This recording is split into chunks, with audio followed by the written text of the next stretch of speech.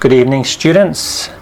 I am now going to look at 2 IELTS Task 3 speaking tests.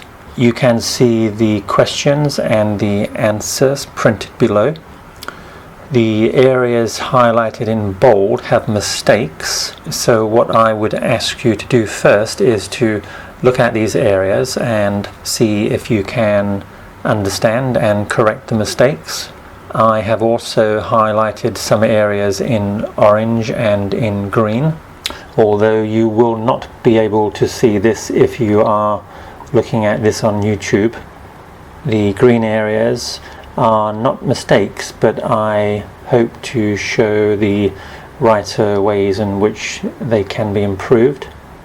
And the orange areas are to help me mostly. They are to indicate the points the writer has used to support their answer. So you should now take some time to look through the 2 questions and answers and see if you can correct them yourself. This is a very useful skill if you can correct yourself without having to go to the teacher. Okay, now before going on to look at the individual answers, I'd like to make some general comments about the IELTS Speaking Task 3. Firstly, my teaching method. Let me explain that. So my students will write their answers rather than speak. However, if they want to simulate examination conditions, they can first record their answer from the notes they have previously taken, then transcribe their answer into words. And while transcribing, they should try to both correct themselves and improve the writing. When you're speaking in the IELTS test, you should speak in exactly the same way in which you would write. So speak in whole sentences where the beginning and ending is clear.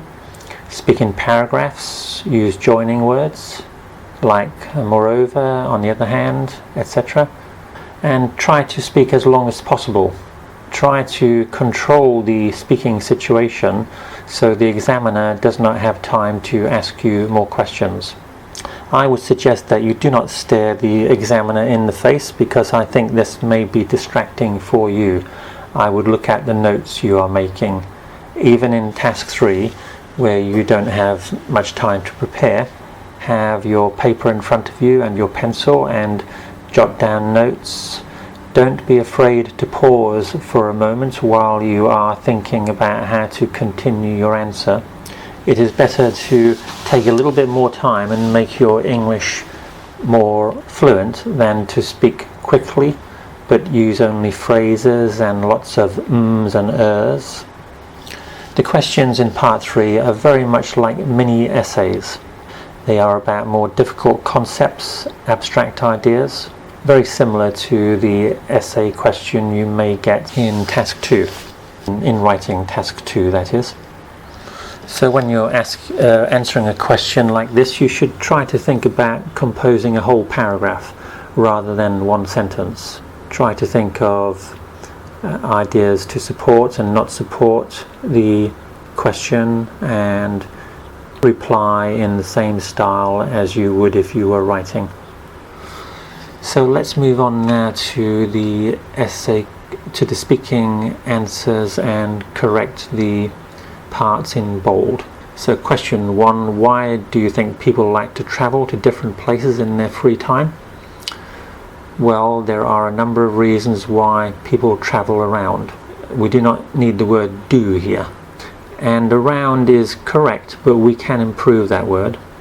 Remember, the easiest way to improve your speaking and writing is to give more detail.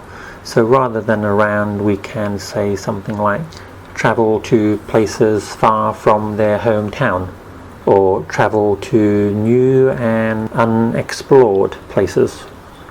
So remember, you're always looking for a way to describe something in more detail, more depth. Moving on to line 3. Here are a simple wish to change surroundings. It would be better here if we had there in the middle. So change their surroundings. And line 4, actually no, the end of line 3 as well as to experience other cultures. We need to use as twice here. Get new impressions as well as to experience other cultures. People do get tired staying in the same place for a long time, and changing environments simply helps to get rid of daily stress. Look at things from another perspective or another angle and broaden horizons. On to paragraph 2, line 2. Who travel to, we can say, the tropics or tropical countries to enjoy hot weather every winter. I think we have to say hot weather here rather than beaches, because the main point the writer is making is that people go to get away from the cold weather. They may go to a beach or they may go to mountains, as long as these areas are in hot countries. Line 3.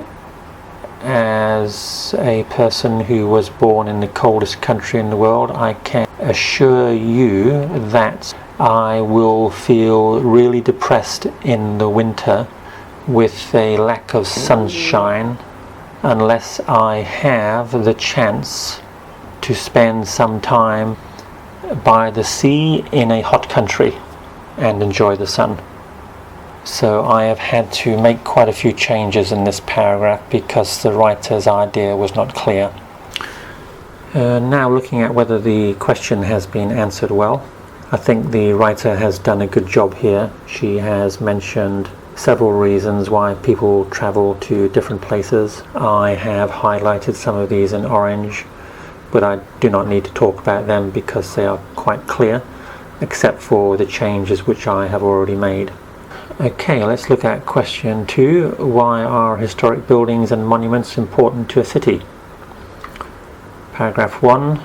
One simple answer to this question could be, we can't really use this simple answer because that's suggesting this is the only answer.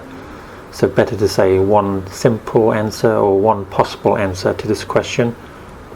Could be that historic heritage, these words are really have very similar meanings, so I think we should change that to either history attracts tourists, or we can say that a country's heritage attracts tourists. However, looking deeper into things, I think we can improve this last phrase something like, however, taking a deeper look into this question or this issue rather than things, I would say that it is crucially important. I'm adding the word crucially here to emphasize the importance. Remember, this is an easy way to improve your writing, adding words to make an idea stronger or give more detail. That it is crucially important for citizens to know the history and cultural influences of their ancestors. In the past is really repeating ancestors, so we don't use in the past. We know that ancestors existed in the past. Paragraph 2, not only should it help, we can improve this. Not only should it help substantially to protect these valuable inheritances, so we can improve that by saying valuable inheritances, but also to understand their own complex culture. Complex will improve this phrase. Social and political processes which have evolved from the views and traditions of previous generations. So this last phrase I'm improving by adding some new words. We also don't need the word there, their. Moving on to the 4th line. Create individuality is not very clear. Maybe create, there I go using the word. Bad teacher. Create a unique individuality for each city. Create a unique individuality for each city. So you can see just by adding the word unique, that's going to substantially improve this sentence. And penultimate line in paragraph 2, without these important reminders of the past. So we can add the simple word important to reminders here. Cities would all look the same and feel soulless. And last paragraph, a good example of such a city. Now here we mean a soulless city, so it may be wise here to use soulless again, or if we can find a synonym. A good example of such a ghost-like city. I think that might be a good synonym. Such a ghost-like city. Lacking a history. Lacking, I think, is a slightly stronger word than without, and will get you high marks. Lacking a history is Singapore. Second line, artificial is really off the subject here. We're not talking about artificial or genuine. We are talking about not having character inherited from history. So we need to use some different words. It is a very modern city, just lots of concrete, metal and glass. I think that makes the point more clearly and uses better vocabulary. Where the oldest constructions might scarcely be 50 years old. The oldest constructions might scarcely be 50 years old. Scarcely is a much stronger word here. And last sentence, we can't use as per. As per is normally used in letters to talk about something you have mentioned previously, so it's not really suitable in this situation. Better, I think, to say, this is my negative opinion. We can add the word negative to opinion here, as well as the view of countless other travelers. This is my opinion, as well as the view of countless other travelers, comma, we all feel Singapore is totally soulless.